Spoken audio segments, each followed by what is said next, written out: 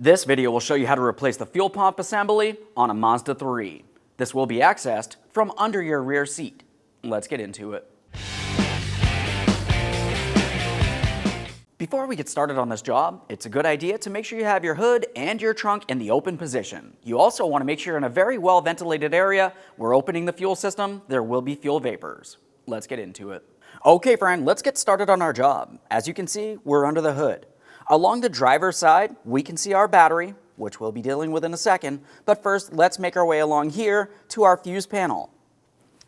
The fuse panel cover has two locking tabs. We'll squeeze those in and pull that up and out of place. Have a quick look along the bottom area. This is where you can find your fuse box legend. It's going to tell you exactly what each one of the fuses is for. We're looking for the fuel pump fuse. Looking here, I've marked it in yellow. On that cover, we have a small tool we can use. You can also use some pliers if necessary. We're going to remove this 15 amp fuse. Once you have it out of there, just give it a quick inspection. We're making sure it doesn't look like it's damaged in any way. This does look good, so we're going to set it aside. Now at this point, we're going to attempt to start the vehicle. What you're going to find is that the vehicle will crank or turn over, but it should not start. If it does start, typically it's going to stall out. That's a good sign. That means we've turned off power leading down to our fuel pump.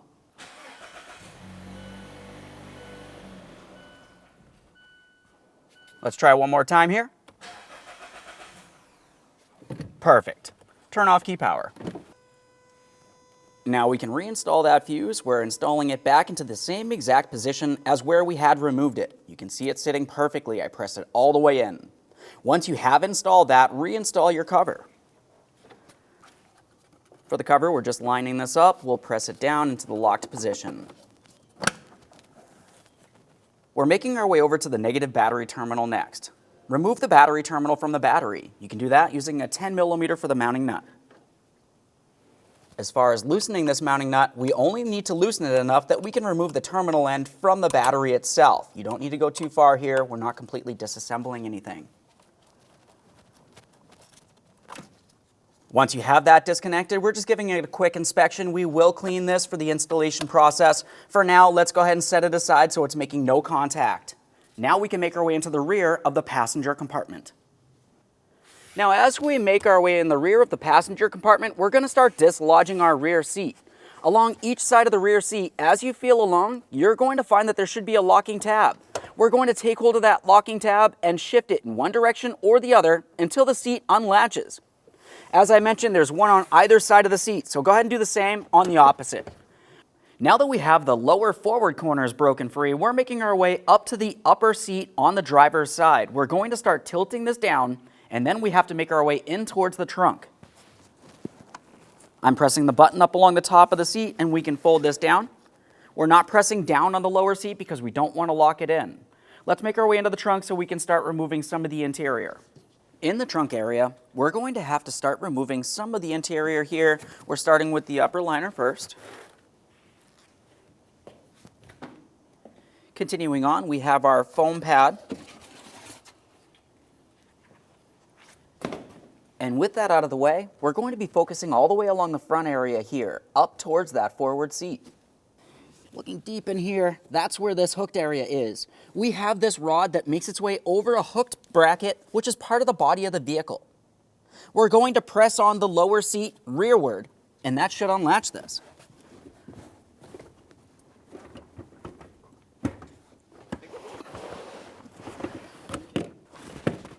There we are. We can remove this. Now I have the lower seat out of the way. We're almost to the fuel pump and fuel lines. I have my fan on. Looking along the driver's side, just underneath the seat, we can see the access panel for our fuel pump assembly. It's under the body of the vehicle. Let's dislodge this wiring harness. For this, I'm just using a trim tool. You can use pretty much anything as a small prying device.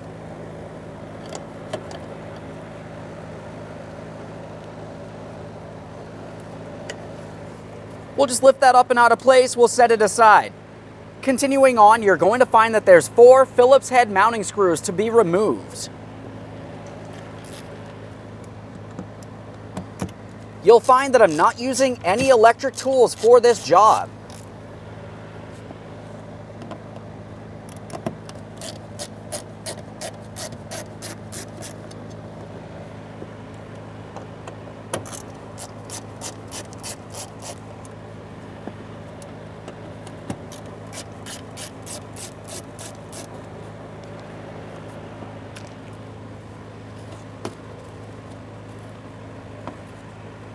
Once you've removed the hardware, take hold of that panel and lift it up and out of position. You want to give it a thorough inspection, confirming that the seal is still in good usable order. If it's not, you're going to want to replace it. For now, I'm going to set this aside. With that panel out of the way, we have a clear view of the top of the fuel tank and the upper portion of our fuel sending unit. As far as this is concerned, try to remove as much debris from along the top area as possible. We don't want anything to fall inside the fuel system. For this, I'm going to use some compressed air.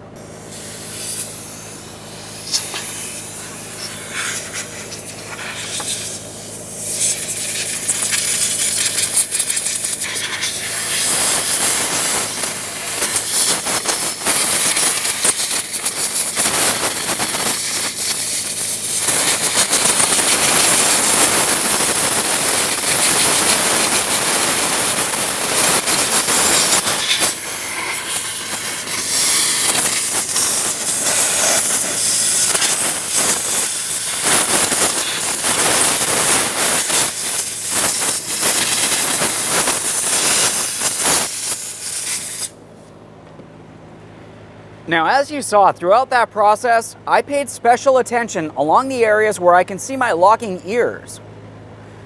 Once you've cleaned out as much debris as possible from around the locking ring and the locking ears, apply some penetrant to each of these areas. We'll let it sit while we continue on.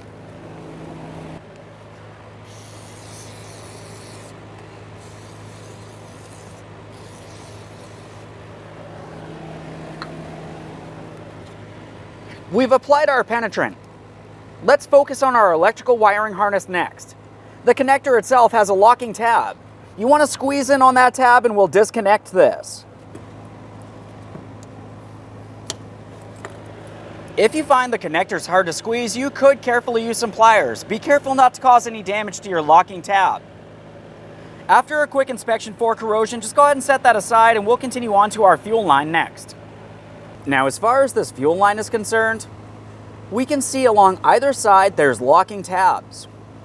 This bright yellow portion here is part of that apparatus. Use a small angled pick. We're going to come in along the fuel pump assembly, right underneath this area, and gently lift on our locking tab. Once you have that lifted enough that you can pull this away, it's only going to go so far until you get to the other side. We just want to try to hold it in the open position. We'll do the other side and slide this off. Keep in mind there could still be fuel in this area. Now we can see it moving. I'm gently pulling, and then I'm going to do the same on the other side. You may have to apply several attempts here. You could use 2 picks if necessary. A thorough inspection of the fuel line prior to continuing on. Make sure your locking tab is not damaged. If it is, it must be replaced. We'll set this aside for now. Let's wipe along the top of the fuel pump here. We're trying to remove as much fuel from along this area as possible. We'll continue on with our locking ring.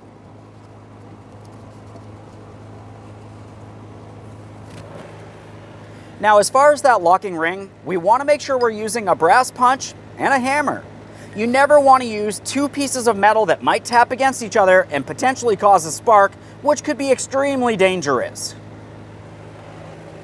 Looking at this locking ring, we can tell that the locking ring has several slots. On those slots, there's wide areas and there's thin areas. The thin areas, you can't see them because there's locking tabs in them. We're going to turn this locking ring counterclockwise until the tabs align with the larger ports. This should slide up and out of place.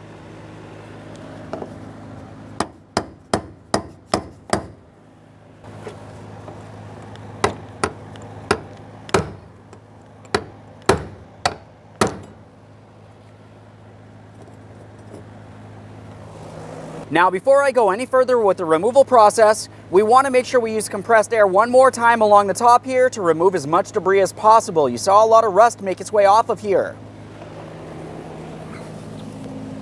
We're pressing down on the fuel pump and making sure we're not spraying into the fuel system in any way.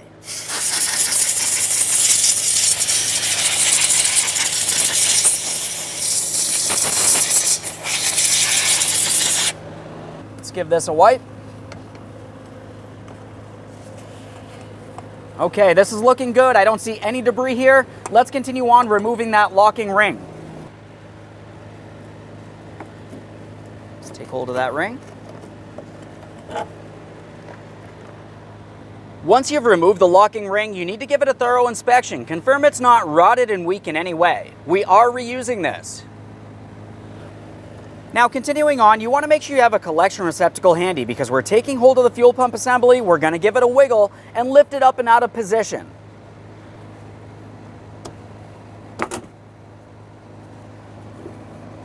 As you can see, there's a lot of fuel inside of the fuel pump assembly. We're going to carefully tilt this. We're attempting to get as much fuel back inside the fuel tank as possible.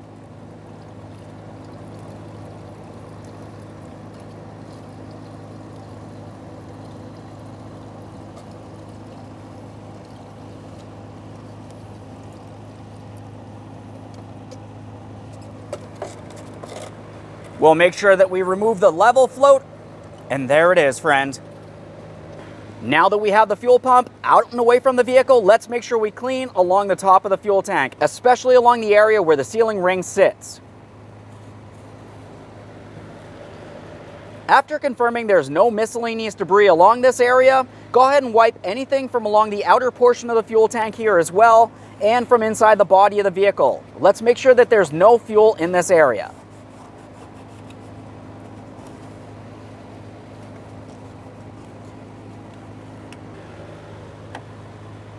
Now that we have everything cleaned, let's take our brand new sealing O-ring. We're going to take that and rest it in position on the circular area where it's supposed to sit. Now let's install that fuel pump assembly. We'll take the float and slide it in first. Now as we bring this down, we're focusing on this tab here. This tab should be facing straight rearward. Prior to pressing this all the way down, let's get that locking ring in place so we can press the entire thing down, align the locking ring with its tabs, and then we're going to have to turn that locking ring clockwise until it's completely locked down. Here's our locking ring. Press that fuel pump down until it's completely seated against the fuel tank. Let's get that locking ring on there. We're looking for those tabs. You can see them protruding up through the slots on the locking ring. We'll press this down, start it in, and then lock it down.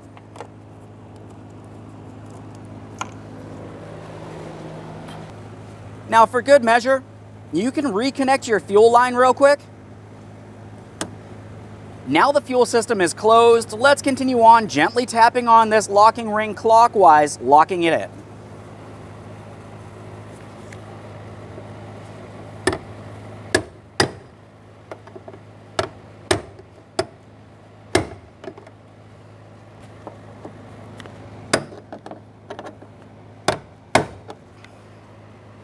Now, as you can tell, I still have a little while to go here. Your results may vary. Make sure it's completely bottomed out.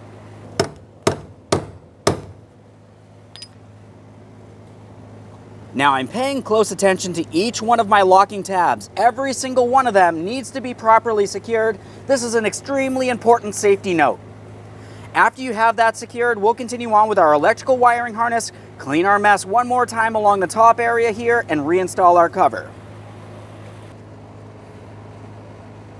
As far as the connector, just make sure it's lined up, press it in, listen for an audible click, and give it a tug to make sure it's secure. Let's clean up this mess, reinstall that panel cover. Don't want to leave any fuel residue inside of the body of the vehicle. You're going to smell it for a very long time. Now let's get our cover in place. As far as the cover, we're aligning the 4 mounting bolt ports. We'll start them all in, and then we can snug them up.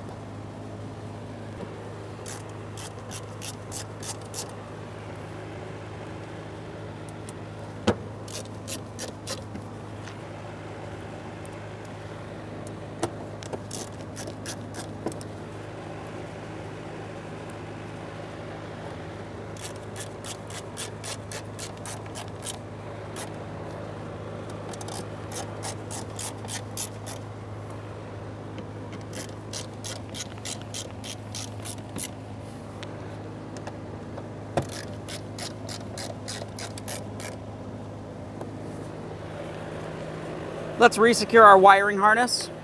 If your locking tab did break for any reason, you can use a wire tie. Just make sure the wiring harness is secured in place. After you've double checked everything here, reinstall your lower seat. Now, as far as this seat is concerned, there's a couple safety things that we want to pay attention to. It needs to be latched down properly, so that hooked area needs to be under the hook, which is attached to the body of the vehicle. Just as important, your seatbelt buckles. The seatbelt buckles need to fit through their corresponding areas. Every single passenger in your vehicle should be wearing a seatbelt at all times the vehicle's moving. Start getting this in position.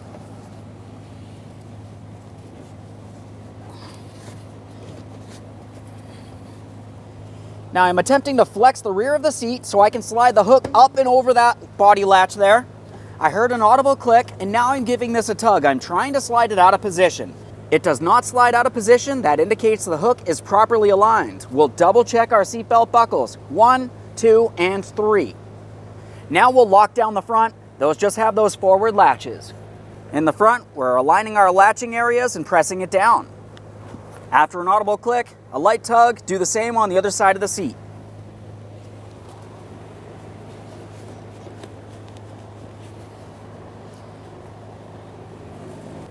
Now we're done in the passenger compartment. Let's make our way back to the trunk, reassemble there. Let's get this foam panel in place. We've got the spare tire cover. Go ahead and close your trunk and we'll make our way back under the hood to the negative battery terminal. As far as the battery is concerned, we're going to reconnect it once we've cleaned the terminal end. I like to use a battery brush directly on the terminal attached to the battery itself. After completing that, we're also cleaning the cable end. Use a wire brush.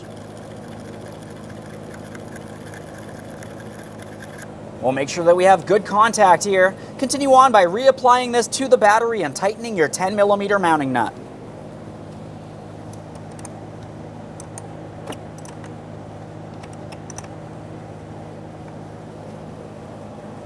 Now, when you tighten the mounting nut, you only need to tighten it enough that you can't move the terminal end around on the top of the battery. We don't want to cause any damage, but it must be secure. Okay, friends, so we finished our installation. Now, the next thing you need to do is start the vehicle.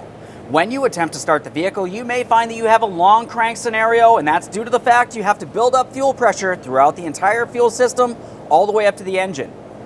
Once the vehicle's running, make sure you have no fuel leaks, close the hood, and take your vehicle for a road test.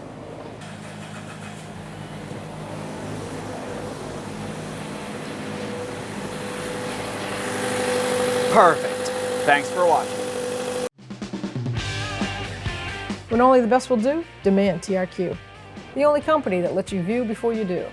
TRQ is committed to offering the highest quality aftermarket auto parts that are engineered for peace of mind. Thanks for using and viewing with TRQ.